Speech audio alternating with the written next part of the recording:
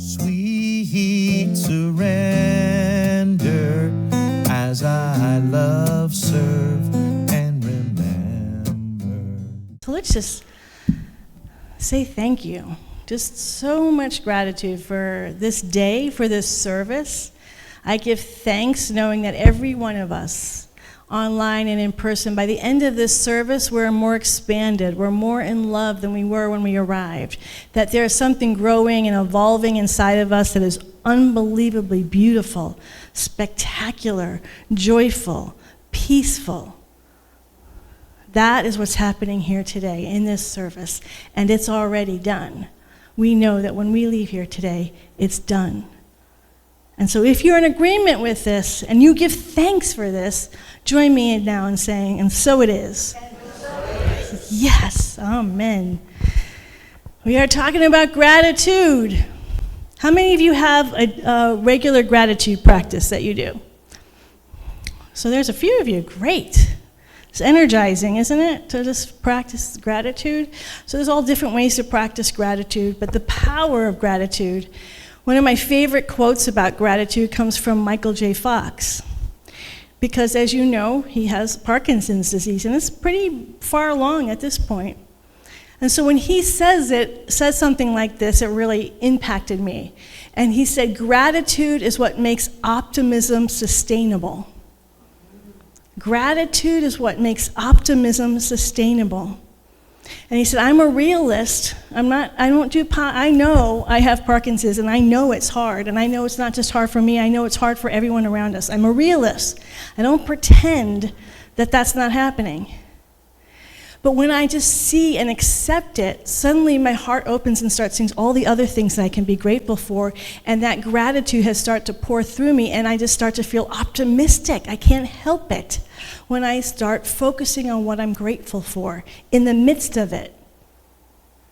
The power of gratitude. So we're going to talk about gratitude today, and when I want to talk about gratitude is sort of creative gratitude. There's 4 different ways of looking at gratitude.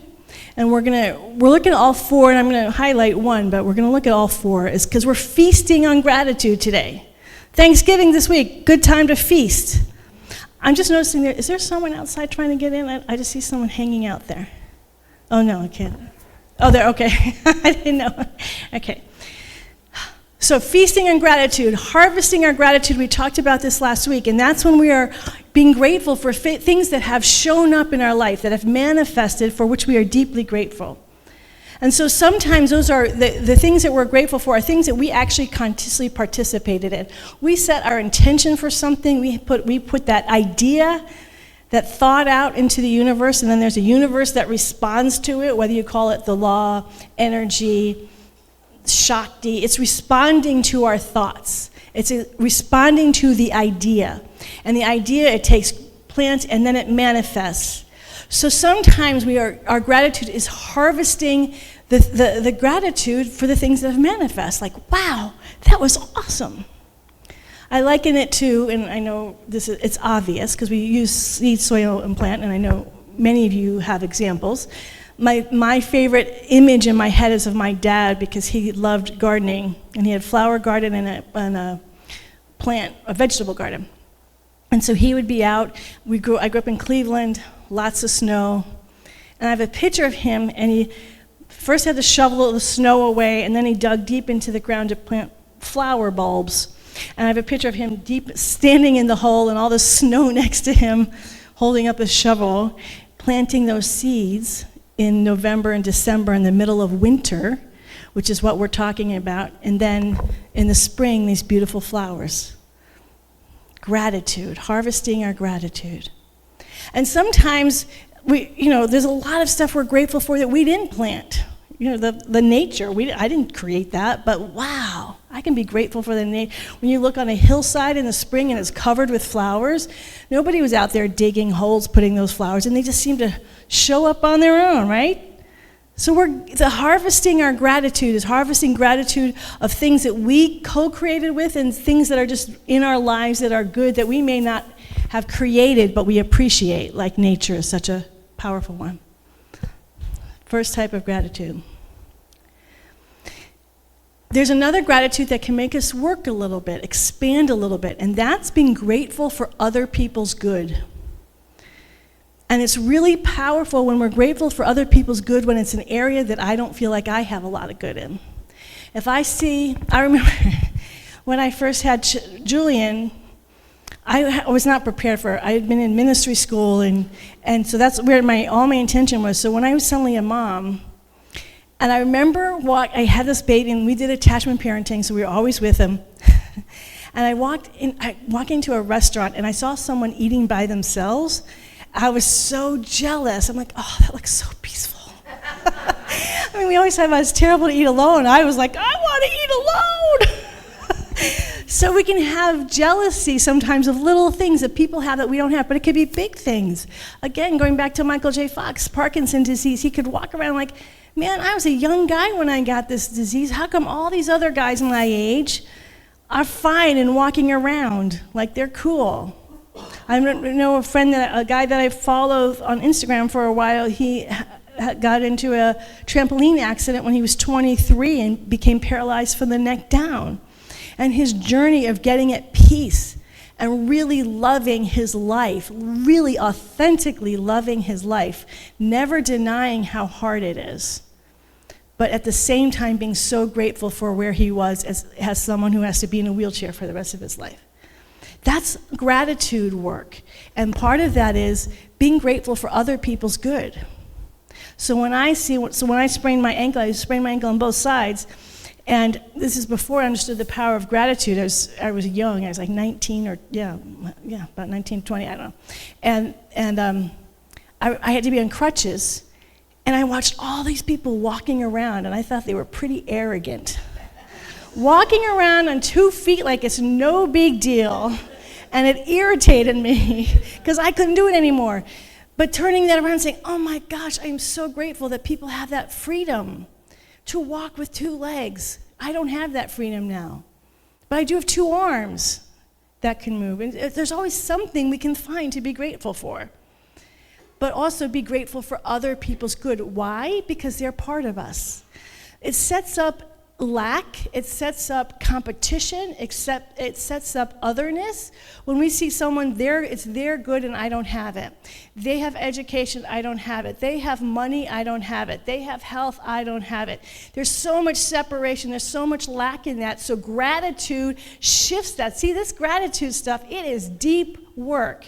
Sometimes we're like, oh, I'm thankful for this and it feels all on the surface. But we start to really dig in to creative gratitude, it's going to transform our spiritual self, not just our happy-go-lucky, but deeply, profoundly, spiritually. Be grateful for other people's good. Hey, I echo. Okay, sorry. I'm afraid to talk. We're grateful for other people's good. Do you get how that's powerful? Yeah. Creative gratitude. That's 2 types of gratitude. So when you're sharing gratitude with people this week, at Thanksgiving dinner, whatever, make sure when people are saying what they're grateful for, you're like, yes, I'm grateful that you have that too. Because we're one. There's no separation. Your good is my good and my good is your good. And it just starts to proliferate and heal us and transform us. 3rd type of gratitude, and this is where I want to spend a little bit of time on, because it's so in alignment with because it's our teaching, and that is being grateful before something has ever been made manifest.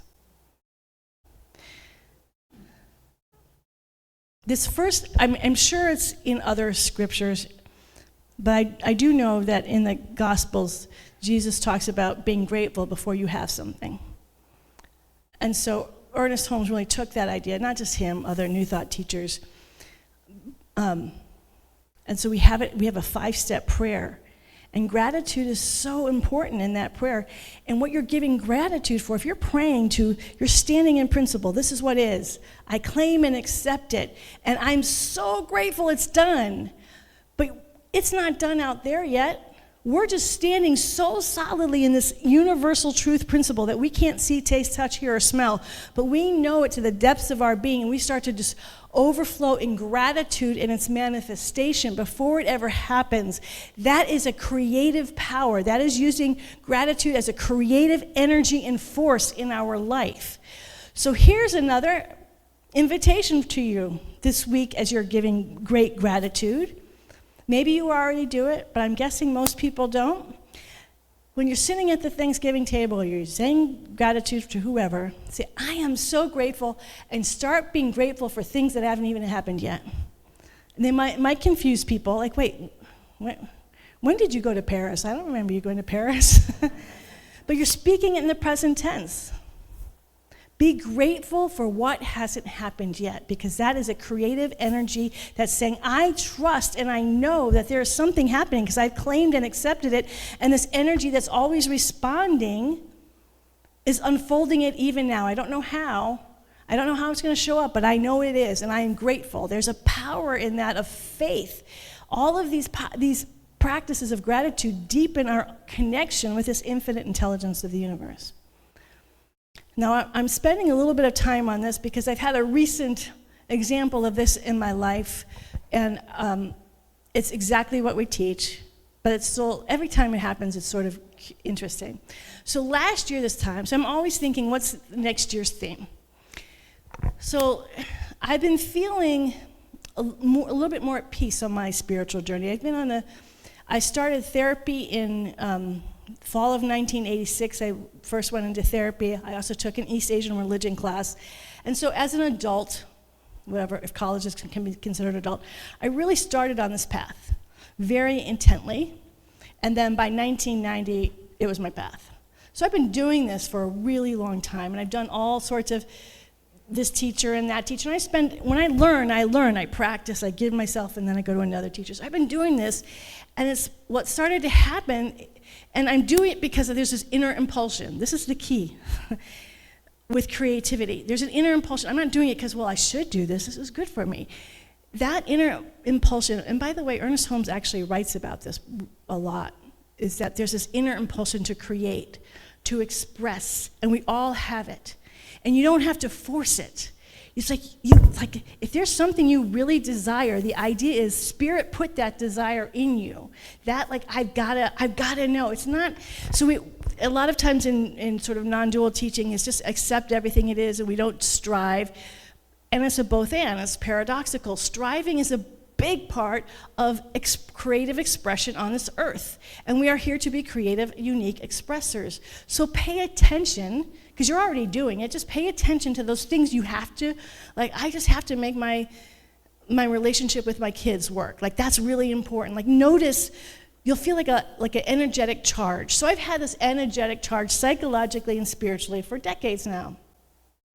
And I think by the end of last year, I was actually that whole intensity was beginning to calm down. I'm actually feeling pretty good about where things are. And so this then suddenly came, I'm like, but I missed that motor. I wasn't feeling it, and I'm so used to it. So that's why, as I'm listening, the theme for our year was Mission Possible. I was going to do the Mission Impossible theme, but I can't remember it right now. Can anyone remember? Julian, just that's it. Da-na-na, da-na-na, da-da-da. That's it. And you just feel that. And I'm like, oh, I want that mission. So we're going to have a mission, and we're going to get into it, because I was wanting that energy. And so come February, I don't know if you noticed, I didn't talk about Mission Impossible anymore. No mission was coming to me. Now here's the thing, I didn't force it.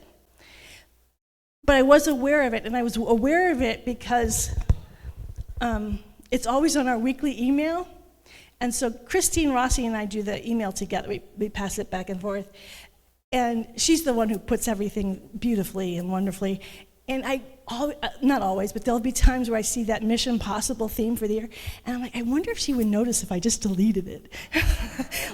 Maybe no one will see it because I'm not talking about it. I don't feel a mission, and I feel embarrassed that it's up there every week. I loved my sabbatical. It was beautiful. It was so deep, but it was so opposite of a mission. It was just really enjoying for the first time being at peace with my life as it is, which is an unusual experience for me. So this just happened recently. Something happened, and I'm like, I do feel at peace spiritually, emotionally, mentally. But physically, I'm not at peace, and I haven't really. It's not that I'm happy where I am, but I just was always so focused on the other things that I'm like, I have space and time for that now. I'm good with everything else, and in that, I'm like, oh, I remember Jesse Itzler talking about this Running Man thing that he does every year, and so. What a Running Man is, it's based on Burning Man. It's a 3-day festival. They have an open track. It's a 1-mile track, and it's open for 8 hours, and you can run it as much as you want. And they have saunas and yoga and the ice thingy. And everyone's jumping in down, all the videos. Yeah, this is so great. I went past my goals. And so not me, but I'm like, I'm doing it. So this week I signed up for it. And then I thought, my Mission Possible showed up. And that's the seed. That's what the point, what I'm saying is, as we're looking at it, we plant these seeds, and sometimes we want them to manifest immediately, so we try to force it. We're like, oh, I got to come up with my Mission Possible. But just letting it be, trusting that there's something at work. There's something that called me to want to create this mission I wanted to create it for us, and we'll get there. I know we have a Mission Possible. I know it. Well, we already do with prayer. But continuing on in that wonderful energy externally. And it shows up at the right time. And so that's what we have to trust. This process isn't about us, our small self, being in control, but trusting this divine love intelligence that is at the center of our being. And it's always guiding us. It knows the right timing. So I signed up for this thing, and it's a Jesse Itzler thing. It's September of next year, so I have 40 weeks. I'm not expecting to be in great physical condition, but much better than where I am now. But I watched these videos. After I signed up, I'm like, they're all 20, 30 years younger than me, jumping up and down, and this is the best thing ever. And I'm like, what am I doing? I mean, I signed up for the whole thing. I signed up to be in the tents. I'm sharing a tent with 3 other people who I don't know who they are. I could have stayed in a hotel by myself, but I decided, no, I'm doing the whole thing. And now I'm with people who are going to be 2 decades younger than me, jumping all over the place, running around. They're all in great shape, it seems like. They have one person who's in their mid-50s who said they did it, but I'm like, why did I do this? But there's a thing called misogi. Has anyone heard of that word before? It's a Japanese word. So misogi is based on Shinto Buddhism, and it's for them it was go under a freezing cold, ice cold waterfall, and you let it pour all over you, and that clears you out for the year. It's a purification. And so what misogi has become in our culture today is you pick one event a year that's going to transform you.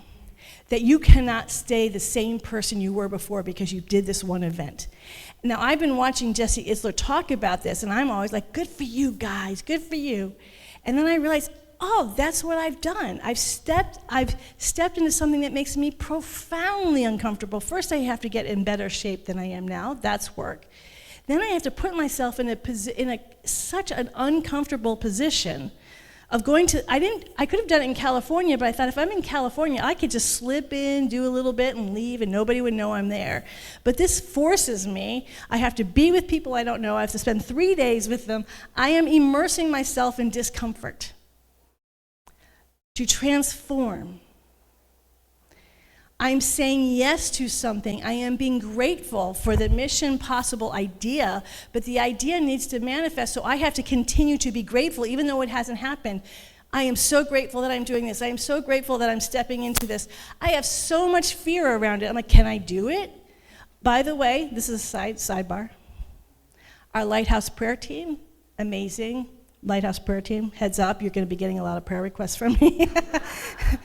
And I want to say this about prayer requests, because I was thinking about, I'm going to overwhelm them with prayers. So we have as a prayer, and I'm going to decide I'm going to do a whole month on prayer in February, because there's so much to say, but we have this team that prays, and they are amazing and powerful.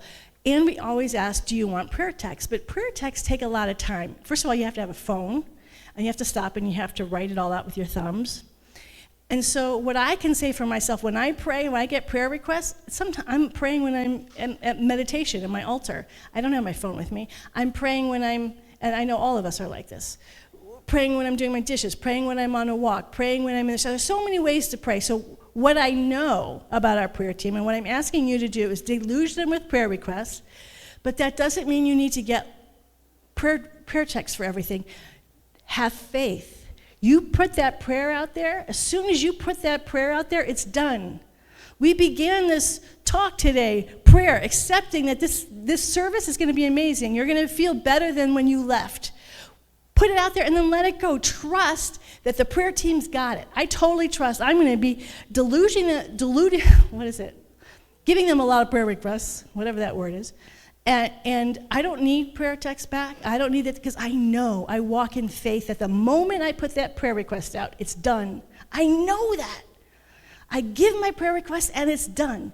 And so we want all of you to do that. We're giving thanks for things that have yet to manifest, things that you know, that you can feel this motor inside of you that you want to express out into the world, things that you want to be, not just give, not just do or have, but be, things that you want to share.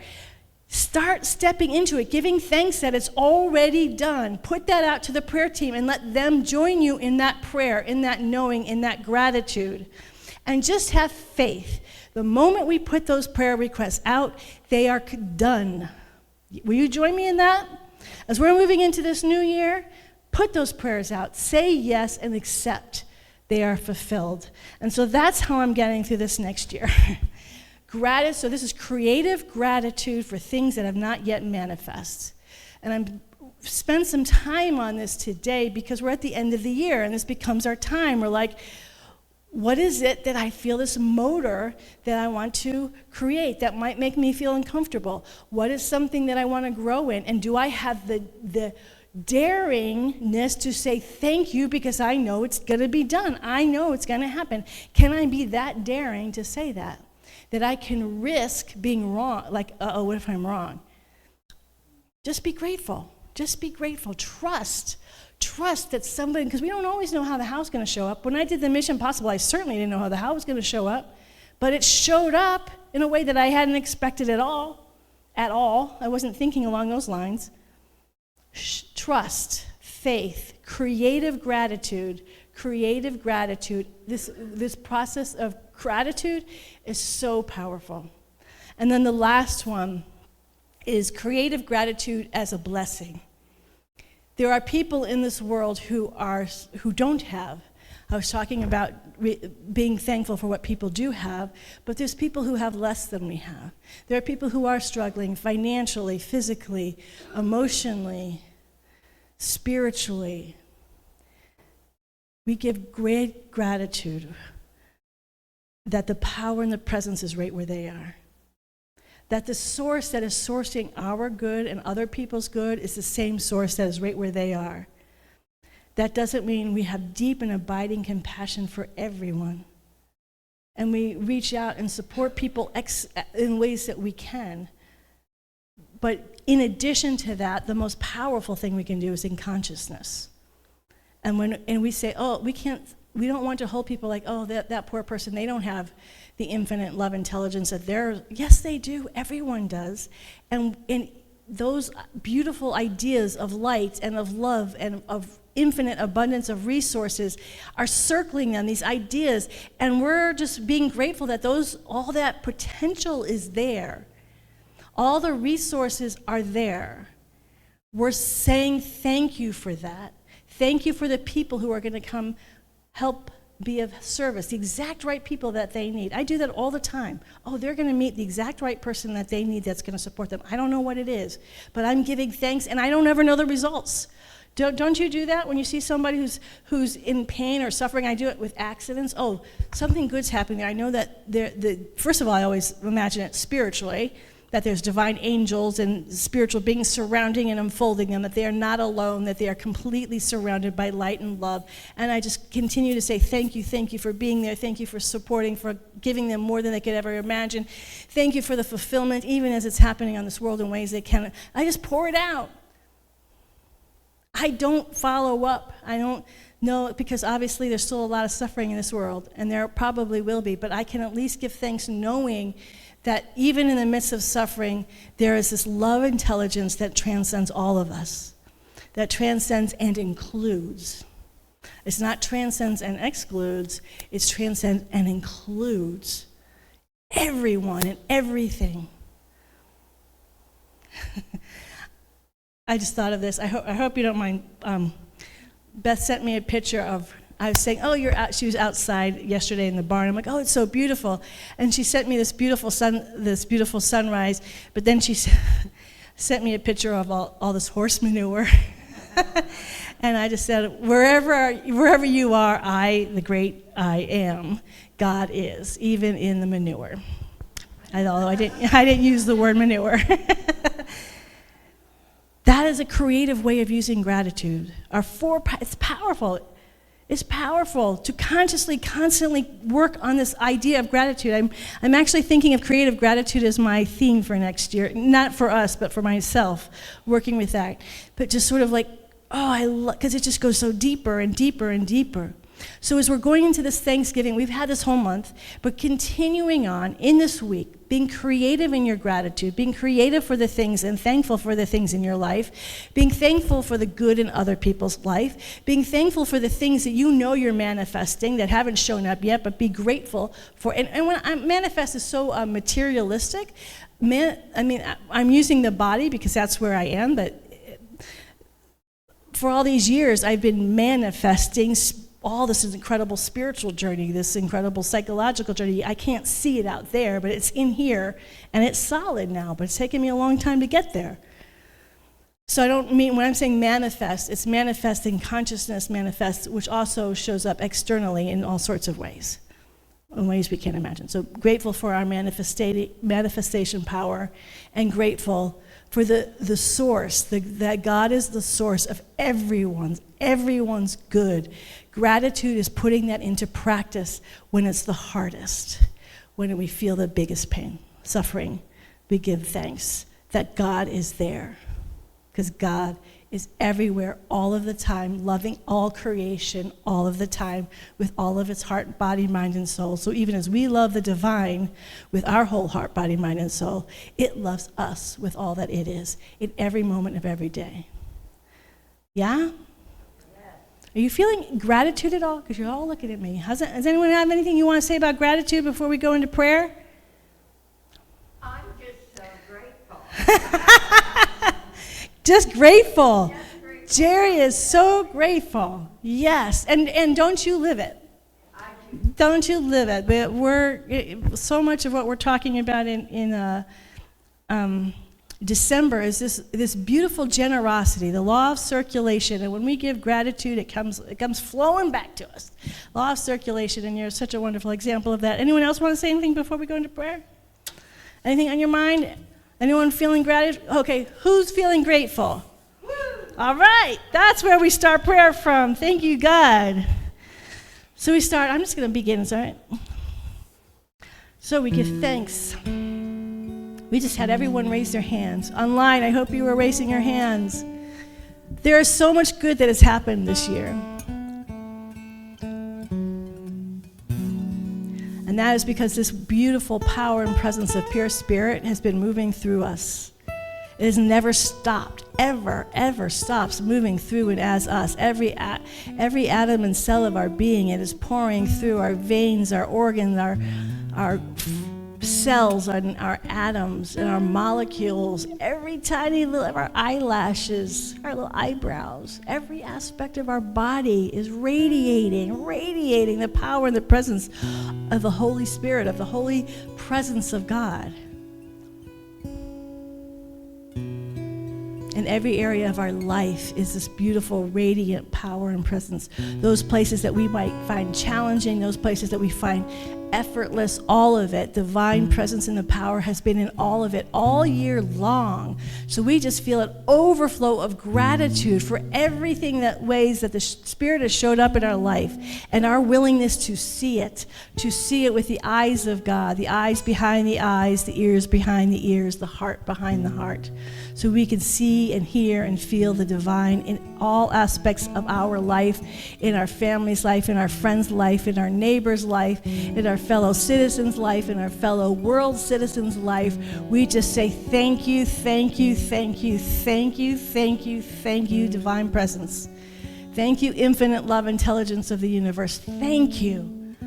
Thank you. Unlimited givingness, unlimited generosity, unlimited joy, unlimited peace, unlimited love. It is always, always present, and it is moving through and as us, creating each of us uniquely. And so I just give thanks for not only our good and everyone else's good, but for the good that is unfolding in our life right here and right now, uniquely as each and every one of us. We are hearing that call. We are hearing that seed idea that is, it's not just an idea in our head, but it's got a motor to it. It's got an energy to it. We feel that seed coming alive. We feel that seed idea that wants to become more, that wants to grow and to flower and blossom into every level and dimension of our life. It will change our life by saying yes to the seed idea. We accept the transformation that comes with that seed. We become a new plant. We become a new tree. We become a new flower. We become a new expression in, through, and as spiritual intelligence. This is the journey we are on. Creative expression, creative gratitude. This is the joy. This is the joy in the midst of all that is life, that is challenging, that is hard. Underneath all of it is this beautiful tree that's growing up in the middle of cement. This beautiful flower, this beautiful animal, this beautiful friend that shows up for us, this beautiful spiritual connection. In those darkest fertile soil comes up the beauty. We are participating in that beauty. We are participating in it right in this very moment, and it is magnificent. It is so beautiful. It is transformative. It is heart-opening, and our hearts are opening more and more into infinity, where there is no other, where there is nothing but love, nothing but beauty, nothing but joy, nothing but infinite generosity, nothing but the pure peace that passes all human understanding. And each and every one of us, the magnificent and beautiful, creative, unique expressions of all of it. Thank you, thank you, thank you, Spirit. In deep awe and humility, we surrender into the beauty and magnificence of this love intelligence as our life and as our neighbor's life. And in deep embodied gratitude, we let this word go. We completely let it be, knowing as this word has been spoken, it is done. And I invite us all to say together now, and so it is. Amen and amen. I walk in God in all